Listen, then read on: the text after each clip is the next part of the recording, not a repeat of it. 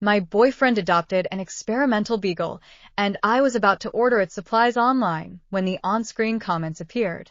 Girl, that lab dog is hosting the soul of your dad's illegitimate daughter. Every penny you spend on it goes to her. She's stealing your fortune. You slave away taking care of it, and she wants you dead. Buy dog food. She takes your wealth. Groom it. She takes your beauty. Take it to the vet. She takes your health. Everything she gains doubles while you're left with nothing. In the end, your boyfriend and your dad's illegitimate daughter become one happy family. Every hair on my body stood on end.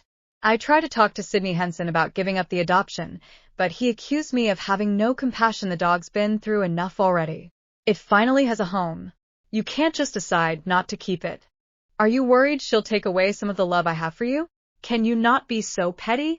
I was so angry I laughed. He really couldn't tell who held the cards here.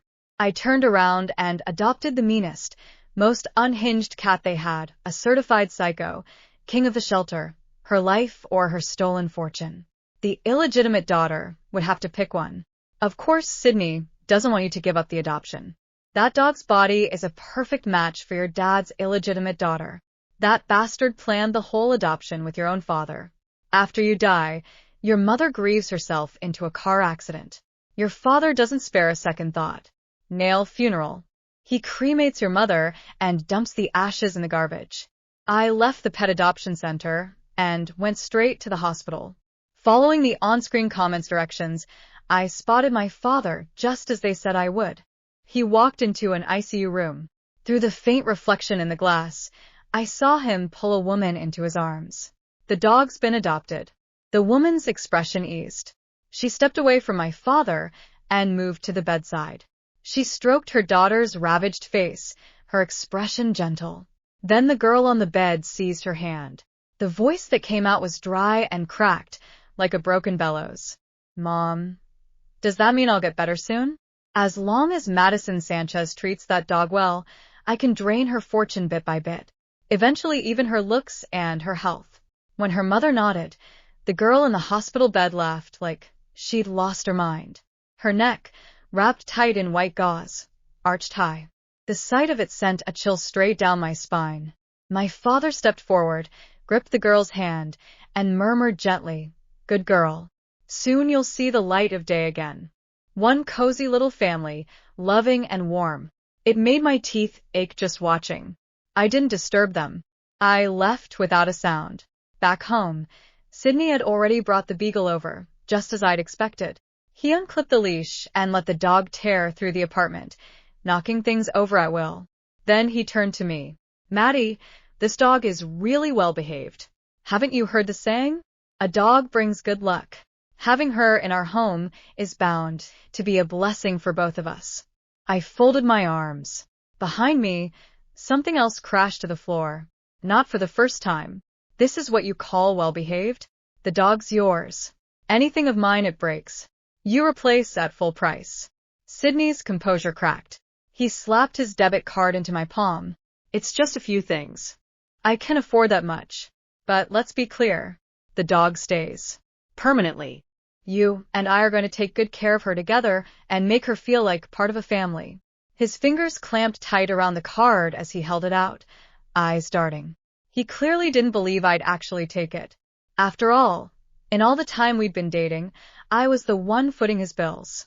I've never been short on money. Most of the time, I just follow my gut. Sydney suited my taste, and I was happy to spend on him. Our own version of meeting each other halfway, I guess. But I wasn't willing anymore. I slipped the card away and smiled at him. "Sure, don't worry. I'll make sure she feels right at home." Sydney looked genuinely moved. "I knew it. Maddie, you're the kindest person I know. I've got to head back for an extra shift tonight, so I'll get going." His eyes lingered on the debit card I'd pocketed. Then he turned and left. The second the door clicked shut, the beagle darted to my feet, hiked one leg, and got into position, ready to fire. I grabbed the umbrella off the shoe rack and swung it right at her. The shriek she let out was so piercing it brought Sydney back from halfway down the hall. "What did you do?" Sydney didn't even stop to change his shoes. He shoved past me and rushed to the beagle, checking her over. but he couldn't actually find anything wrong, so he turned to me. I spread my hands. The umbrella was already back on the rack. She was probably too excited, ran too fast, and crashed into the cabinet. Look at her, poor thing, the little beagle whimpered and yelled, desperate to argue back, but she couldn't speak. Sydney looked unconvinced. That's really what happened. What else? There's not a mark on her. She's carrying on like that because she bumped something and it hurt. I should probably pad the corners around the house so she doesn't hurt herself again. Played right into his hands, or rather mine. Sydney's irritation vanished. That's great that you're thinking like that. From now on, this dog is part of our family. You've seen all those videos online. Dogs protecting their owners, helping take care of kids. Treat her well. And someday she'll give our children the same love back. I lowered my eyes, hiding the contempt in them. I played along, right? Cats and dogs, looking out for their owners. That kind of thing happens all the time. I really should take good care of her. Sydney left, reassured. This time the beagle didn't dare come near me. Instead, she bolted toward my study. I started a harness on her and tied her to a chair. Unable to charge around freely, she started yowling in fury. It wasn't the sound a normal puppy makes. There was a raw, snarling edge to it, shrill and grating. The on-screen comments appeared again.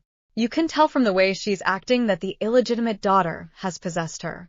She's trying to use this kind of extreme noise to break you down, so you have no choice but to give in and treat her well. You'll end up buying her toys, buying her food, using all of that to bribe her into shutting up. But honestly, she just needs a good beating. Beagles are famously tough. Unless she's genuinely scared, she won't stop. I thought of that undefeated terror of a dog near the villa. When the beagle realized I was ignoring her, the howling escalated to full-blown hysterics. The sound bounced through the living room on a loop enough to fray anyone's nerves. I picked up my phone, opened a shopping app, and right in front of her started browsing pet supplies. I softened my expression and coaxed her, stop barking, and I'll buy you a dog bed, treats too. The beagle's ears twitched. She seemed to actually understand, and the barking dropped a few notches. Then she watched me actually complete the purchase. The barking stopped, just like those last few on-screen comments had predicted. What she didn't know was that, while I picked out every item, myself, the account that paid for it all wasn't mine. I got a text from Sydney. Just got an alert on my phone. You spent some money? It's not that I mind you spending. It's just that my salary's going towards saving up for our wedding fund. If you spend too much, how am I ever going to be able to marry you? Pretty vigilant. I typed back. Just replaced a few things the dog broke. It won't eat into your savings. If anything, I'll be spending more on her. No response for a long time. He was satisfied, apparently. The on-screen comments kept rolling. Classic wants-it-all guy. Totalic. Saving for your wedding fund? That's not generosity. That's a leash on your wallet. He's the type to eat your food, live off you, and then demand emotional damages when you break up. I thought the comments were spot on. That evening, after dinner, the beagle started howling again. Sydney messaged me, said he was too busy, told me to walk the dog. Don't go. If you walk her, she'll lunge forward and drag you all over the place until you fall and break a bone on the spot. You'll get treatment afterward, but it won't heal right. Your leg will be permanently lame, and that illegitimate daughter will have stolen your ability to walk. That settled it. I turned around and hired a professional dog walker to come to the apartment. Booked the mid-tier package. 3 hours. My dog's clearly overweight just looking at her. Walk her longer, and I'll pay extra. Also, she might bolt. Handle her however you need to. I don't mind. The dog walker took a deposit and grinned ear to ear. Don't worry, Miss Sanchez. I'm a pro. I'll keep a video call going the whole time. This beagle's in good hands. I recorded a few clips from the walk and sent them to Sydney. He replied with a string of praise stickers. By the time he got home from work, the dog was sprawled flat on the floor, completely wiped out. Sydney's expression went stiff. Since when do you have that kind of stamina? She's dead on her feet. And you look like you barely broke a sweat. I don't remember you being this athletic. You're right. I wasn't. I didn't bother hiding it. I hired a dog walker. I'm not used to her yet. And she's obviously heavy. I was worried she'd run off. So I got someone who could handle her. Sydney's face twisted. Why would you hire someone? I told you. Tutu's well behaved. If you keep haunting her off on other people, when are you ever going to bond with her? He caught himself almost immediately, reining in his tone. Maddie, that came out wrong. I'm not blind. Blaming you, I've just been swamped at work lately. The company's sending me on a business trip. You be home alone with Tutu, and a lot of those dog walkers are guys I'd worry about. You how? About this, walk her yourself for the next few days, and once I'm back I'll take over from then on. Sydney pitched it like a compromise, eyes locked on me without blinking as though he was afraid I'd say no. Sure. Sydney finally relaxed. He picked up his phone and sent me a whole list of shop names one after another. You're not working anyway. Tutu could use a bath and some grooming. These places have good reviews. Just take her in and load a prepaid card while you're there. It'll save money in the long run. The beagle stared at me, greedy and expectant, waiting for my next move. I pretended not to notice and nodded yes. After Sydney left, my online orders arrived. The beagle watched the delivery guy set everything up, not knowing they were all cat supplies. A towering cat tree, a luxury scratching post, imported freeze-dried treats, a heated cat bed, and enough toys to stock a pet store. The beagle's eyes practically glowed. The comments exploded. Ha ha ha. She thinks it's all for her. Wait until she sees who it's actually for. The illegitimate daughter is about to experience psychological warfare. An hour later, the shelter called. Miss Sanchez? Are you still interested in adopting Mr. Chaos? I smiled. Absolutely. The employee sounded relieved. Thank goodness. He's difficult. Difficult how? There was a long pause. He escaped 3 enclosures. Only 3. Today. 10 minutes later, a van arrived. The shelter worker carried out a massive black and white tomcat with a face that looked like he'd personally fought Satan and won. The moment he stepped inside my apartment, he froze. Then his yellow eyes locked onto the beagle. The beagle froze too. Neither moved. The room fell silent. The comments began scrolling so fast I could barely read them. Oh my God, that cat can see her. He knows there's a human soul in there. Look at his face. Mr. Chaos slowly sat down. The beagle took one cautious step backward. The cat took one step forward. The beagle retreated again. The cat advanced again, like a prison guard escorting an inmate to solitary confinement. Then Mr. Chaos suddenly launched himself onto the new cat tree, claiming every inch of it. The beagle stared in disbelief. Her toys, her treats, her bed, her furniture, everything she'd thought was hers, gone. Mr. Chaos stretched luxuriously across the heated bed and fell asleep. The beagle let out an enraged howl. The comments appeared immediately. She'd just lost her first round of stolen fortune. Look at the hospital. I immediately grabbed my keys and drove there. Sure enough, through the ICU window, I found my father and his mistress panicking. The girl's monitor was beeping wildly. A nurse rushed in. Her blood pressure just dropped. What happened? My father shouted. No idea. The comments rolled across my vision. Every resource spent on the cat is blocking the transfer. The illegitimate daughter can only steal from pets that outrank the others in the household. Mr. Chaos just established dominance. I almost laughed. Back home, the beagle had become obsessed with trying to challenge the cat. Every attempt ended the same way. Failure. Mr. Chaos stole her food, her sleeping spot, even her favorite corner of the living room. At one point, she charged him. The cat slapped her so hard, she ran into a wall. For 3 days straight. Meanwhile, updates from the hospital got worse and worse. The girl's condition deteriorated. The transfers were failing. Her body was rejecting whatever bizarre ritual had been keeping her alive. Then Sydney returned from his business trip. The second he walked through the door, he saw the beagle cowering beneath a table, and Mr. Chaos lounging on top of the refrigerator like a furry crime boss. What the hell happened? I shrugged. They're getting acquainted. The beagle immediately sprinted toward him, whining, begging, practically crying. Sydney looked horrified. Tutu's terrified. Mr. Chaos opened one eye, then yawned.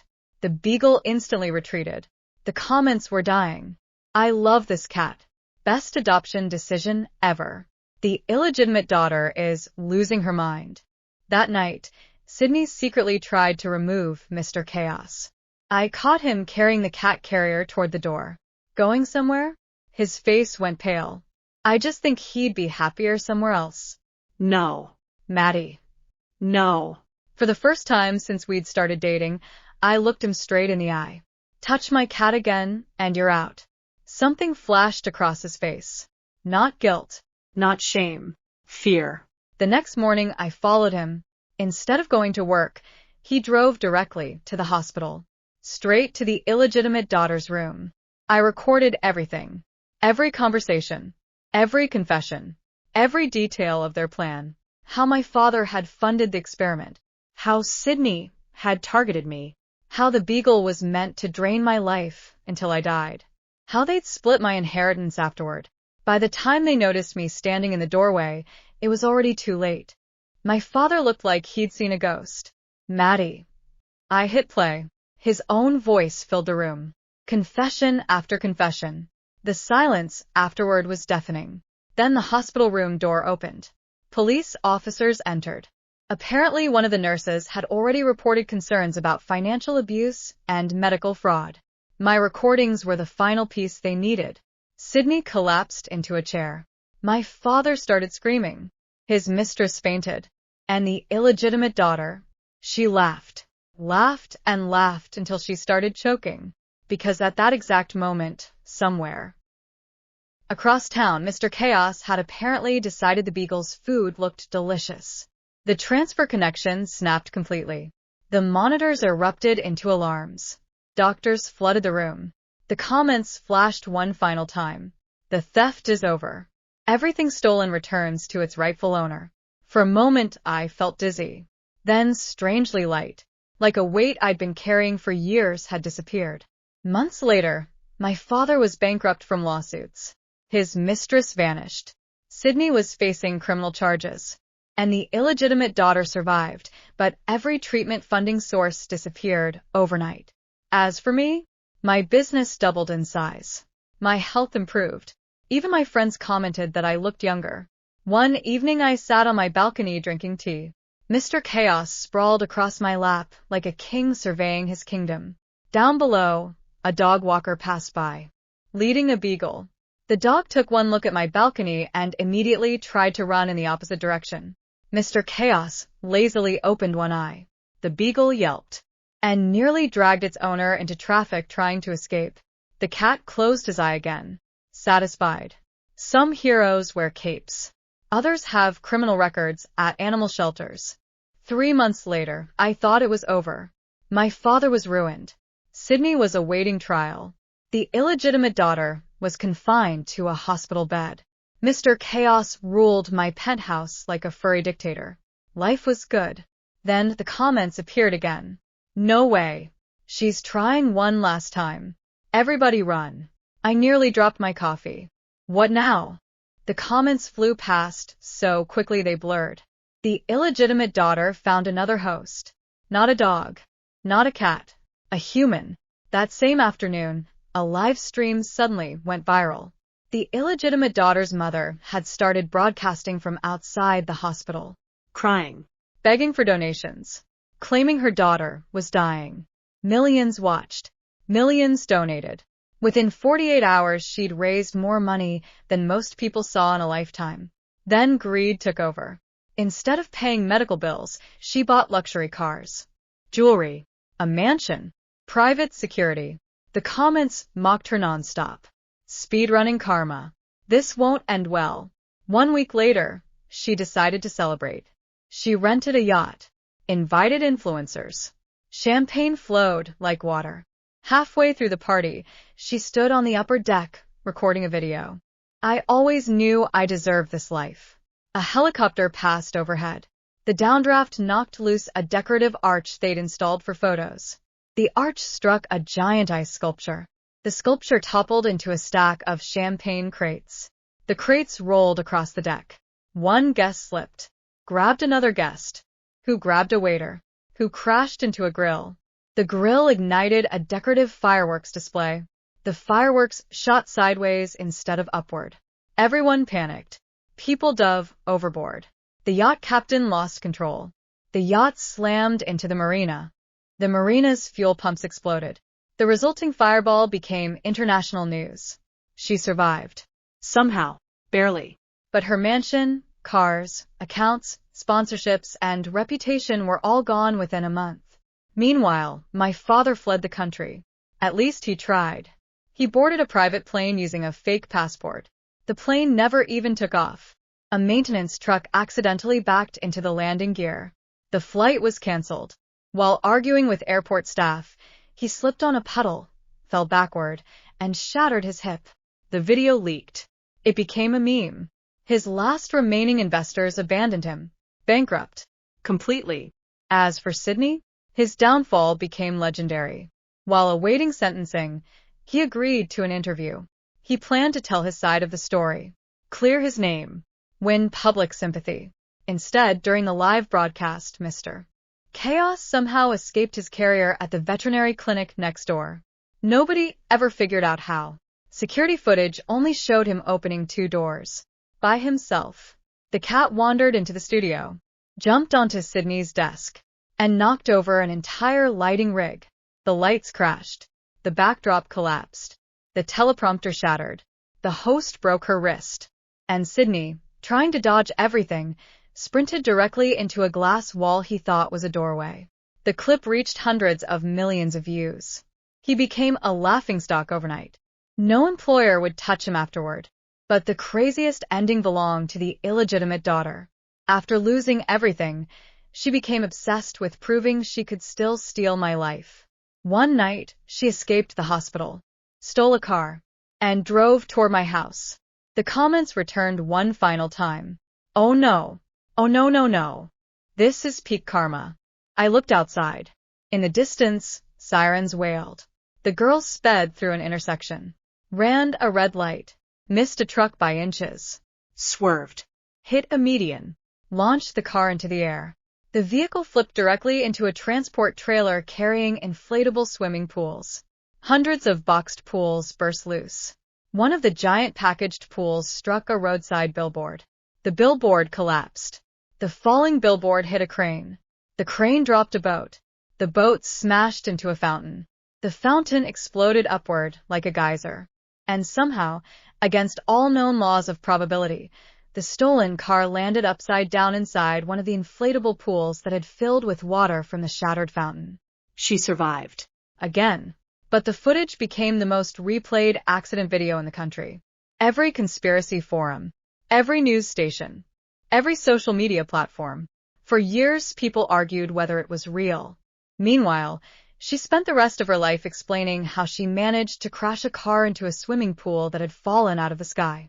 And me? I watched it all from my balcony, Mr. Chaos sitting beside me. As the news helicopter circled the wreckage, the cat slowly blinked at the screen. Then, for the first time ever, he made a sound. A single, deep, satisfied Meow. The comments flashed one last message. Case closed. The cat wins.